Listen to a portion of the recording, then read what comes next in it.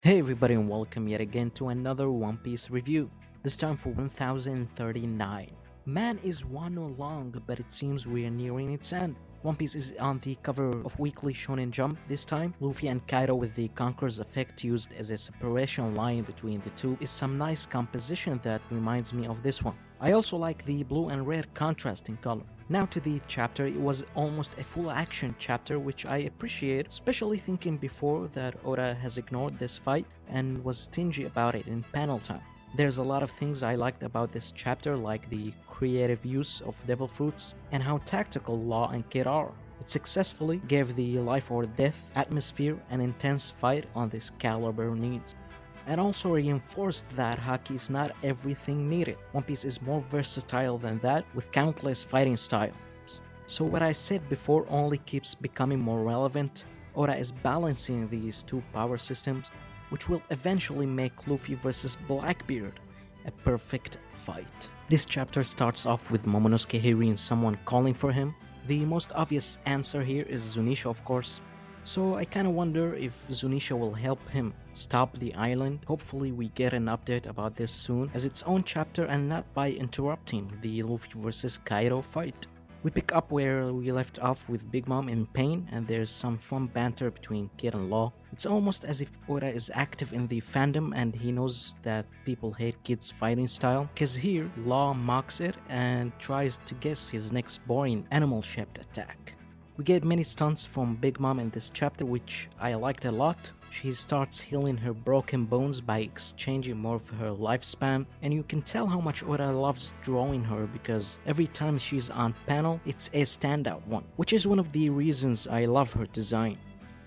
I love the parallel between this chapter and 1010. Law, just like Zoro, tells his teammate that it'll be his last attack, and his last attack is followed by his teammate delivering the final hit of the chapter. Whenever Kid leaves his big machines, it's better to see from a fighting style perspective. I was impressed by the way he used his awakening in this panel to trap Big Mom to the tower. And this part is interesting to me because from Big Mom's expression, it's clear that Kid's Cornadillo caused major damage. It's rare to see Big Mom actively trying to avoid attacks, and here she does it in monstrous fashion by using the whole tower quickly to block it. Big Mom's misery attack looked haunting in a great way. It felt like the visualization of Mother Caramel's soul, but it was short-lived with Law dropping the tower on it. I'm a fan of how visually sneaky Law dropping the tower was. It was too unpredictable, which perfectly describes this fight so far to me. This fight has been one of the most unique fights Oda has drawn. It's more reliant on tactics and creative use of devil fruits that reminded me of pre-time skip days. After dropping the tower on Big Mom, Law not only stabs her while enduring many Haki hits point blank, but delivers an attack on such massive scale, piercing through the island all the way to the mainland of Wano. The perspective and Big Mom's expression perfectly sells the massive impact here. Here I want to point out that after Law delivers such attacks, he's always vulnerable. So just like in previous chapter Kid saved him from the homies, he saves him here from misery by using his trump card. The artwork and details on Kid's ability is absolutely insane here. This chapter is definitely one of Oda's most challenging to draw. Kid hits Big Mom with his electromagnetic shot and the chapter ends. I think I'm not the biggest fan of this last spread because it's framed from Big Mom's perspective yet again, exactly like the end of previous chapter. So that's my main complaint in the visual area, because it makes it look repetitive. I hate these cliffhangers because in most cases it leaves us not sure if the fight is over, and we always expect more just to realize in the one after it that everything's finished. So the question now, the same question we asked at the end of Jinbei vs Who's Who and many other fights: is this fight over? Is Big Mom, a Yonko, defeated?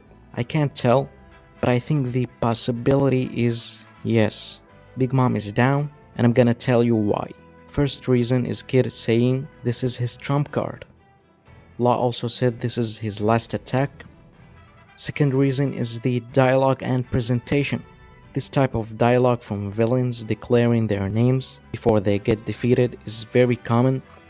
It immediately reminded me of Strong World movie and what Shiki said before he went down.